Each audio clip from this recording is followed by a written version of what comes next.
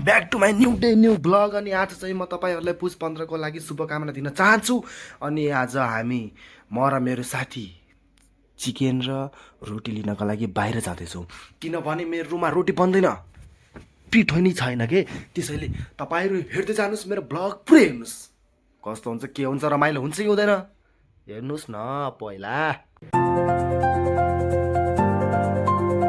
अहिले चाहिँ हाम्रो छतबाट चाहिँ यस्तो देखिन्छ, तल पुरै खाली छ अहिले होइन।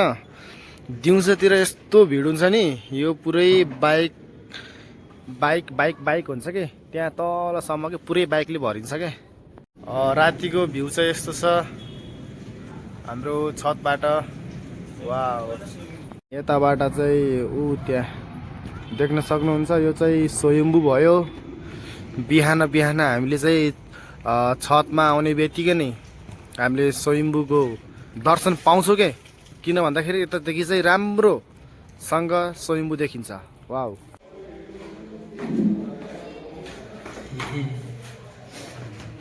छिटाउ साथी, पछि बन्द हुन्छ कि पसलहरू।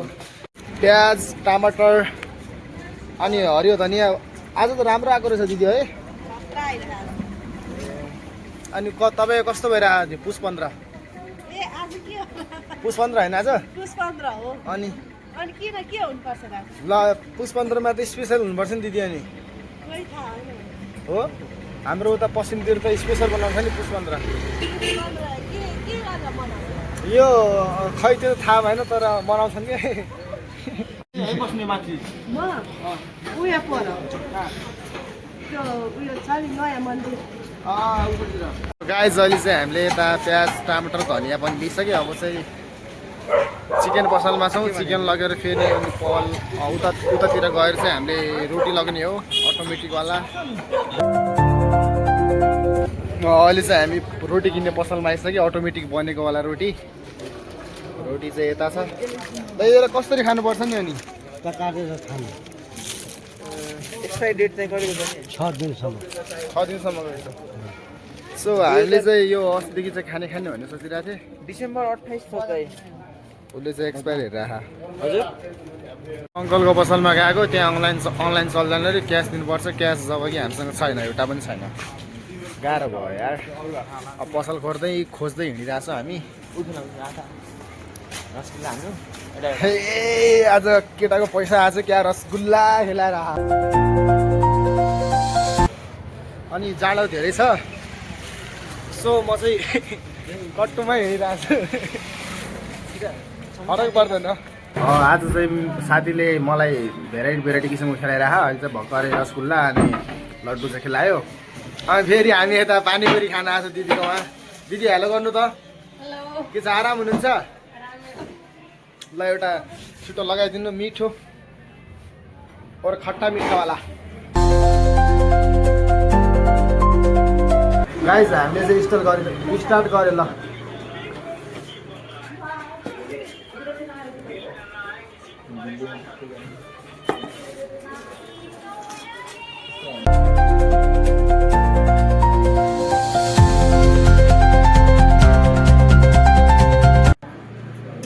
एकदम राम्रो छ, मिठो छ।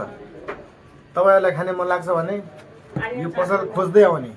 आर्यन चाट भण्डार लोकेसन चाहिँ के अरे, लोकेसन हेरेर आउने यता। तपाईँलाई खाने मन लाग्छ भने मात्र है। एड बसन्तपुर। फाइनली मासुको लागि प्याज काटियो।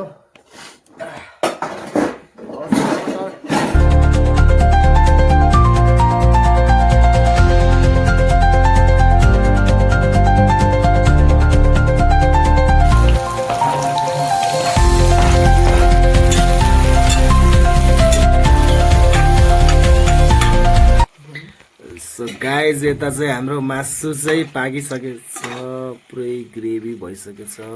यो पिस चाहिँ तपाईँहरूको लागि टेस्ट गर्नुहोस् त, कस्तो छ, नमक लागेको छ कि छैन यार।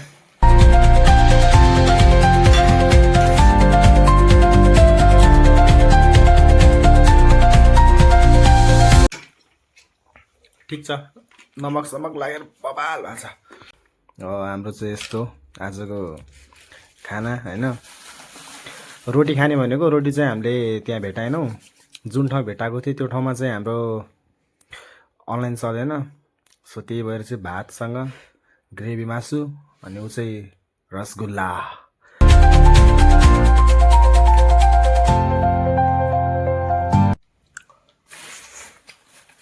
सानो छ पिकनिक गेला मेरो त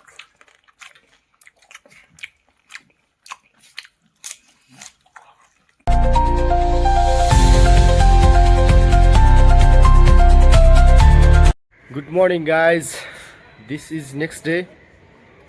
अहिले चाहिँ म घाम ताप्दै बसिरहेको छु माथिमा, किनकि यतादेखि चाहिँ बिहान बिहानको घाम सहित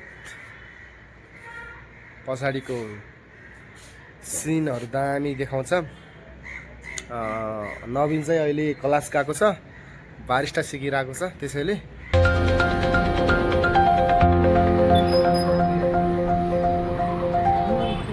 आजको ब्लग मैले यतै इन्ड गर्न चाहेँ। तपाईँहरूलाई के कस्तो लाग्छ मेरो ब्लग कमेन्ट गर्नु होला। सी यू नेक्स्ट ब्लगमा भेट्नुपर्छ। बाई।